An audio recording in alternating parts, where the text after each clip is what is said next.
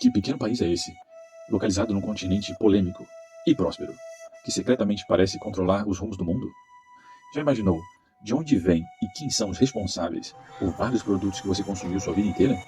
Tem alguma ideia de que país é esse que de alguma forma controla as fragrâncias de perfume que você sente, o que você come e, em alguma medida, as rédeas que controlam o mundo e a economia global?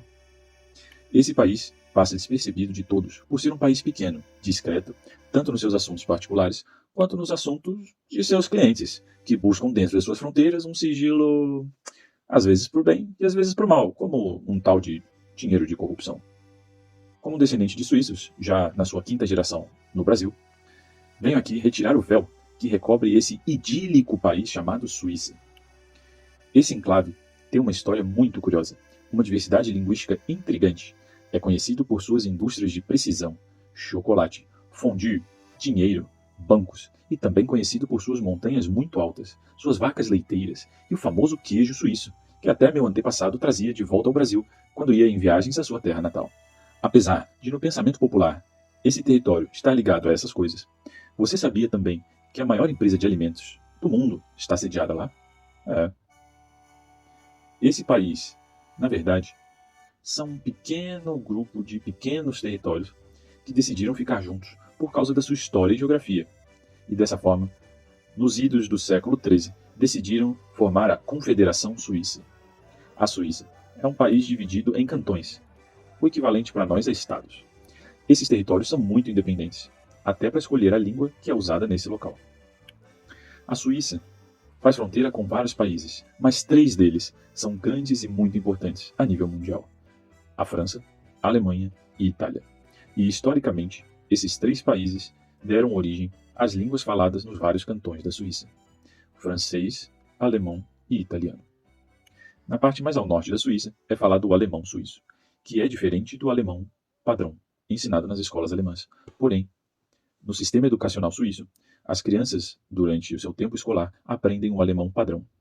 Apesar de, na rua, em casa e em situações informais, usarem do seu dialeto local de alemão suíço. Na parte ocidental, oeste, há uma grande influência francesa e ali se fala o francês suíço, em cantões como Genebra. E há também, ao sul, um cantão em que se fala italiano. Mas não só de 3 línguas vive a Suíça, há também a 4ª língua local, chamada romanche, ou língua helvética. As pessoas pensam que a riqueza desse país se deve ao fato de ser um paraíso fiscal, como muitos pensam. Mas isso não é necessariamente verdade, porque além dos muitos paraísos fiscais que todo mundo já conhece, como as Ilhas Britânicas, o Panamá e outros, até como países africanos como a Libéria. Peraí, Libéria? Libéria? Aquele país que tem um monte de navios registrados no seu país? A Libéria é um paraíso fiscal, porém, como a gente vai ver, a Libéria não é um exemplo de prosperidade como a Suíça. Como a gente vai expor aqui, a Suíça tem várias razões para ser o que ela é hoje. A Suíça é um pequeno país bem no centro da Europa, com vizinhos ricos e poderosos e desenvolvidos. A Suíça é conhecida por paisagens incríveis, alguns dos lagos mais bonitos do mundo, junto com suas montanhas, ambos dignos de filmes, vilas pitorescas, com casas encantadoras, que parecem ter saído de histórias infantis, como João e Maria. E também é conhecida pelo esqui e suas montanhas nevadas. Faz fronteira com a Alemanha, França, Itália, como já havíamos falado antes, e também com a Austrália e Liechtenstein, esse pequeno país de fala alemã também, curiosamente. Hoje, o que é a Suíça? Originalmente, era habitado pelos celtas helvéticos. Os romanos chamavam de Helvete.